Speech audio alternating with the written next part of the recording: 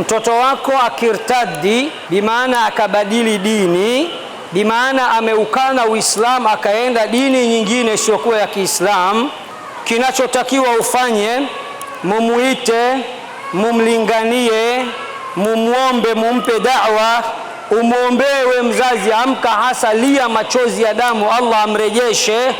Baada ya kumlingania na kumpa da'wa na kumpa nasaha na kumuitia mashekhe wampe hoja za kumkinaisha arudi katika Uislamu, akikataa katu, Uislamu unakutaka umkane na umkatae moja kwa moja, kwa sababu yeye kamkana Allah na kamkana Mtume Muhammad.